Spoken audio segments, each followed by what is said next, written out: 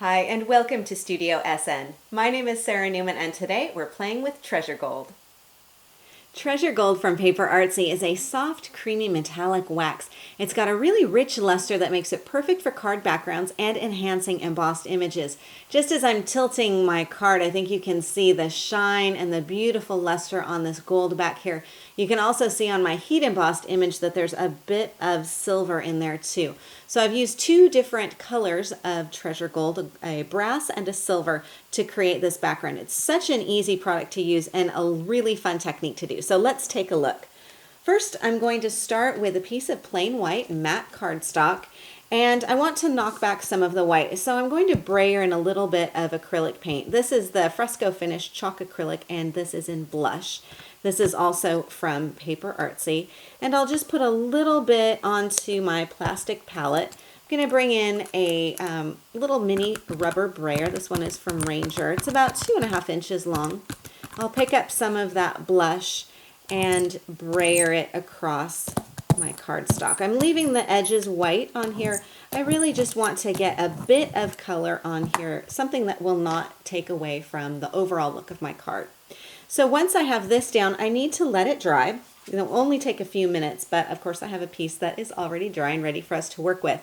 And then I can add my Treasure Gold. So the two colors I'm working with, this is Treasure Brass and Treasure Silver. I'll start with the Treasure Brass to add a little bit of a metallic shine here. As I'm taking off the cap, you can see I've used this quite a bit. Now, the only thing that I need to have on hand extra is a piece of scrap paper just to rub off some of the excess Treasure Brass. And I'm working with an old paintbrush. This is one that you can see has been well used. And this is one I have reserved for my Treasure Brass color of Treasure Gold. I'm going to dip in the scruffy bristles of my brush and just tap that in.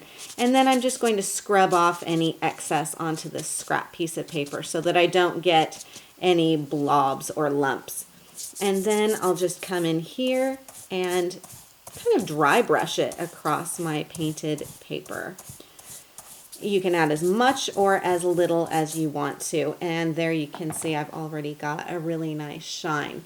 So I'll tap off any excess little bits that I have on there. Make sure to cap this up. This stuff lasts you forever, but you do want to make sure that you've got the caps on there nice and tight. Now the next thing I'll do, since I have my Treasure Gold on here, I'll heat set it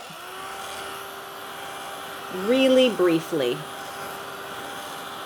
And that helps the particles to sort of sink into your cardstock. And then what I'll do is bring in my lovely extra towel on here and just buff off any excess. And you can see it really doesn't take off very much. It's just making sure that that's all really nicely onto my cardstock. Now I can leave the background as it is, but I can also stamp onto it, and that's what I'll do next. So I'm stamping with a stamp set from PaperArtsy as well. This is the Eclectica ESN18 stamp set. It's designed for Christmas, but it can go for just about any theme. And I'm going to be using the sheet music snippet down here. I'm also using this little snippet of text, and this is actually my husband's handwriting. A little note that he had left laying around the house, so of course it's going to get used for something if he's not careful. Now I can stamp directly on top of the Treasure Gold. I'm using Jet Black Archival from Ranger. This works really nicely, gives a nice crisp impression. I have my sheet music mounted up onto my acrylic block, and I'll ink this up and turn it around and stamp it down toward the bottom. So I'm stamping it half on paint, half on the Treasure Gold. And I'll lift that off and you can see what a nice impression that you can get from that. So then we'll take Keith's handwriting and ink it up. And then I've got one stamped going this way. Ink it up again, and I've got another one I think down here. So I'm overlapping them as well, which is really nice because you've got some nice open areas in these stamps, and you can do that with that. So this will dry really quickly with that Jet Black Archival. While it is drying, I'm going to bring in my other stamp, and I'm working with the bird image here. It's this nice big large bird on here, and I'm going to stamp and heat emboss this. So I'm working with the Wow embossing powder. This is Gold Pearl Regular. And I'll stamp and heat emboss this also with my Versamark embossing ink. So ink up my bird and simply position this right in here. I've created a bit of a frame for this bird. Again, overlapping those other elements. I'll lift that off and then sprinkle on my gold embossing powder. And this is a nice gold embossing powder. It's not a really brassy or high shine gold, but it will really coordinate nicely with the rest of my background. Tap that off and you can see how that looks on there. Then I just need to heat set that. So I'll scoot aside my spare piece of paper there, and I've already got a piece where I have this heat embossed and ready for us to use. So then I can bring in my treasure silver. Now the first way I applied the treasure gold was the treasure brass, and I used a paintbrush. This time I'm going to use my grubby old rag again. And all you need to do is just put your finger inside either a tissue or dry cloth, wrap that around your finger, and then pick up just a little bit. Again, you may want to use a scrap piece of paper and just kind of dab some of the excess off, and then come in to where the embossed image is. And I'm really just creating a halo effect on here. Can you see how that is adding just a little bit of a shadow behind that bird?